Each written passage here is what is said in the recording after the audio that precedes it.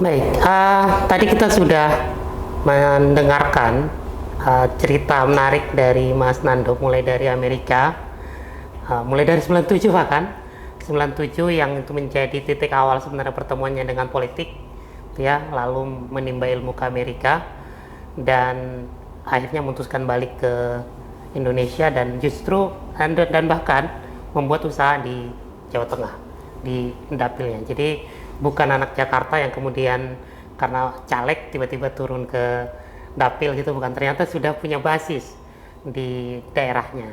Nah, tapi yang menarik Mas Nando, biasanya pengusaha ini kan ketika dia memutuskan terjun ke politik, ada nilai, ada value yang diperjuangkan. Nah, Mas Nando sendiri kira-kira apa sih Mas yang ingin diperjuangkan sebenarnya ketika memutuskan untuk masuk ke politik dan jadi caleg DPR? Jadi gini, Mas Ardi, kalau di dalam bisnis itu tujuan kita adalah kita mendapatkan keuntungan dari sebuah investasi yang kita sudah invest. Jadi kita keluar uang untuk investasi, kita bekerja, kita mendapatkan hasil dan mendapatkan keuntungan. Nah, politik nggak seperti itu, Mas. Politik itu tidak menghasilkan keuntungan. Politik itu adalah pengabdian. Politik itu pengabdian. Politik itu adalah bahkan kita tidak mendapatkan keuntungan dari sesuatu investasi yang kita tanamkan. Kita adalah benar-benar mengabdi kepada rakyat. Jadi makanya politik dan bisnis itu satu kesatuan yang berbeda menurut saya. Jadi bisnis itu kita mencari keuntungan, politik itu adalah pengabdian kepada rakyat gitu. Jadi tujuan saya masuk politik itu adalah pengabdian, Mas. 44 tahun saya sudah hidup di dunia ini, saya sudah membina keluarga, saya sudah mendapatkan keuntungan dari perusahaan-perusahaan saya sudah mensejahterakan karyawan-karyawan saya yang jumlahnya hanya sedikit ini. Nah, ini saatnya saya mensejahterakan masyarakat di dapil saya. Itu tujuan saya. Jadi ingin berdampak lebih memang, masyarakat ya. Memang di dalam agama Islam pun juga dikatakan bahwa sebaik-baiknya manusia adalah manusia yang bermanfaat bagi masyarakat. Nah, saya sudah bermanfaat untuk karyawan saya, tapi izinkan saya untuk bermanfaat untuk masyarakat luas dalam dapil saya. Mungkin suatu saat saya akan menjadi orang bermanfaat untuk satu Indonesia. Amin. Nah, tapi untuk saat ini saya hanya ingin memberikan kesejahteraan ekonomi di dapil saya yang jumlahnya itu 59 kecamatan, 4 kabupaten kota. Dan jumlahnya lumayan banyak. Nah, tantangan yang Mas Nando lihat di masyarakat, kira-kira apa yang menjadi problem masyarakat di dapilnya Mas Nando yang kemudian itu kayaknya saya harus perjuangkan ini? Itu banyak sekali Mas Adi. Saya tuh kampanye itu hanya 8 bulan, totalnya 8 bulan. Itu banyak sekali permasalahan yang saya harus dari infrastruktur, dari masalah pupuk, pertanian, air bersih, terus masalah kesejahteraan, kesehatan, pendidikan, itu semua itu bermasalah semua. Bukan bermasalah, artinya harus ditingkatkan. Nah, karena saya waktu itu pas kampanye alhamdulillah saya masih muda dan saya masih terjun ke lapangan ya. Saya ratusan ribu saya ketemu orang, jadi saya udah menginventaris semua permasalahan ini, Mas. Saya udah menginventaris permasalahan ini. Jadi insya Allah nanti kalau saya sudah menjabat, sudah dilantik, insya Allah saya akan balik ke dapil saya dan insya Allah saya akan satu persatu saya akan mengurai permasalahan-permasalahan ini. Saya penasaran, kira-kira janji yang pernah disampaikan ke masyarakat itu mungkin banyak gitu ya, 1-2 nih Mas Nando yang mungkin bisa di-spill ke pendengar kita. Oke, jadi sebenarnya yang saya lakukan 8 bulan terakhir pada saat saya kampanye itu sebenarnya bukan hanya janji. Saya menjelaskan kepada warga konstituen saya bahwa DPR RI itu adalah hanya seorang jembatan bagi rakyat ke pemerintah pusat. Selayak namanya adalah Dewan Perwakilan Rakyat. Jadi kami hanya wakilnya panjenengan semua. Saya bilang, saya tuh hanya wakilnya Bapak Ibu-Ibu sekalian. Jadi permasalahan apa yang akan saya temukan di bawah dari Bapak Ibu sekalian itu kan saya sampaikan ke kementerian atau di pemerintah pusat. Jadi saya tuh hanya jembatan aja. Jadi saya hanya fungsinya hanya untuk komunikasi antara rakyat kepada pemerintah pusat, permasalahannya apa. Jadi seperti itu aja. Jadi menyambung lidah ya. Menyambung lidah, betul. Jadi saya otomatis nanti begitu saya dilantik, saya akan turun ke bawah, saya akan inventaris lagi permasalahannya apa, saya akan bawa ke Jakarta dan saya akan aspirasi itu akan saya suarakan. Jadi itu aja yang saya katakan ke mereka. Jadi saya nggak banyak ngumbar janji, Mas. Sambil saya sampaikan pada saat 8 bulan saya terakhir kampanye itu, saya menggunakan media Instagram saya untuk berkomunikasi dengan semua rakyat saya yang saya temuin. Jadi banyak sekali saya setiap pagi itu, selamat malam, pagi Mas Nando, apa semua saya jawabin, Mas. Itu sendiri? Saya sendiri. Tanpa admin, Mas? Tanpa admin. Bahkan banyak semua yang kontak saya itu lewat Instagram saya. Jadi semua saya jawabin. Karena saya ingin menjadi anggota dewan yang bermanfaat, Mas. Bukan hanya seorang anggota dewan yang begitu jadi terus tiba-tiba menghilang. Saya nggak mau kayak gitu. Saya pengen seperti ayah saya.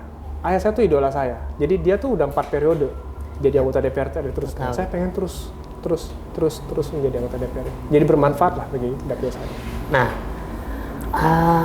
itu tadi yang soal cerita banyak politisi yang melupakan dapil atau melupakan konstituen, kan cerita itu kan banyak, Mas. Dan itu terekam di memori publik itu.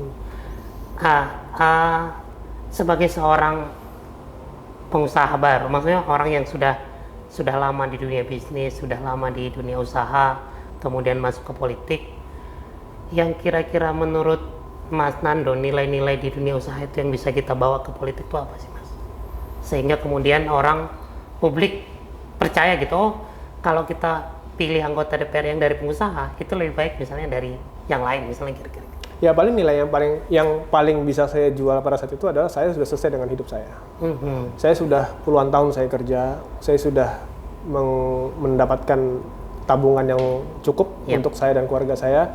Jadi saya tidak mencari hal-hal seperti itu lagi. Yang saya cari adalah pengabdian kepada rakyat. Itu yang saya jual. Nah, kita melihat di beberapa pemberitaan ya, Mas Nando ini kan cukup banyak bicara soal ekonomi, BUMN, bahkan sesekali saya mengkritik kebijakan di Kementerian BUMN gitu ya.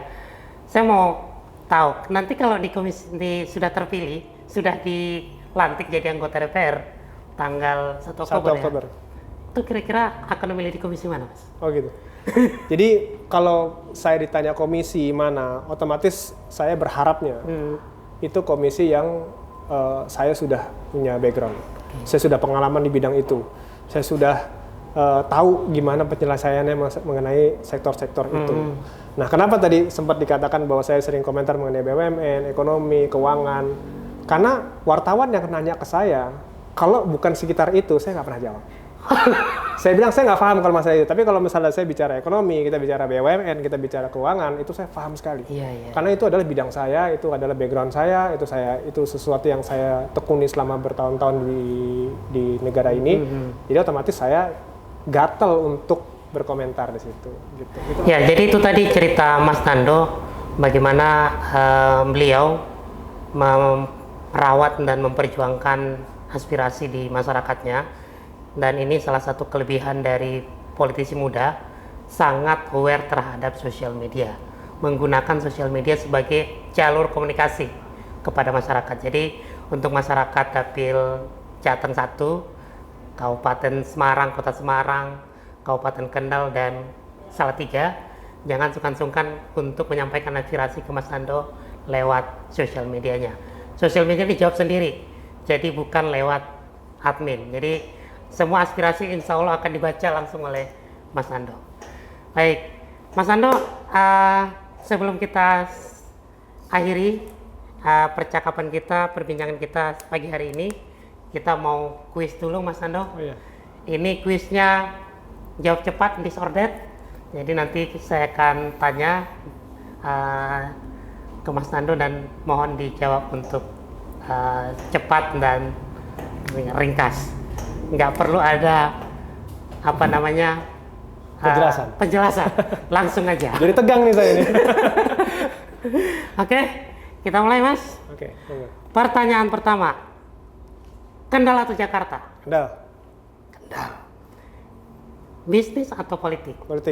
Politik. Ternyata bisnisnya sudah mulai dilupakan kayaknya. Main golf atau goes? Goes. Masyarakat ini banget ya, sehat banget gitu. BUMN atau kementerian? BUMN-nya maksudnya perusahaannya? Kementerian. Kementerian. Nih, ini udah agak serius nih kita nih. Bahlil atau Erlangga? Bahlil lah ada. Karena ketum baru kayaknya. Bahlil lah ada dia. Kemudian, nah ini masuk kita ke pilkada. Ahmad Lutfi atau Andika Perkasa? Ahmad Lutfi, of course. Udah pastilah. Didukung Golkar soalnya. Terakhir, Prabowo atau Gibran? Prabowo. Prabowo Setuju. presiden terpilih. Baik, terima kasih Mas Nando atas perbincangan kita pada pagi hari ini. Sebelum kita tutup, kita mau mendengarkan dulu closing statement dari Mas Nando. Mungkin ada pesan-pesan buat masyarakat di Jateng 1 yang sudah memilih Mas Nando di pemilu kemarin. Baik, pertama-tama saya mengucapkan banyak terima kasih, terutama ke Mas Hardi dan Promedia yang sudah mengundang saya, yang sudah memberikan kesempatan saya untuk datang ke sini dan mengulik perjalanan hidup saya. Pesan dari saya tentunya untuk dapil saya, kemarin ada 63.881 suara untuk saya.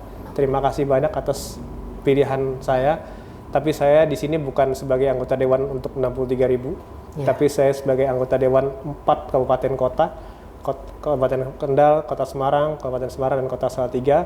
Jadi insya Allah doakan saya berjanji akan menjadi anggota DPR RI yang amanah, yang mewakili 4 kabupaten kota tersebut, bukan hanya orang yang milih saya, tapi seluruh warga 4 kabupaten kota tersebut.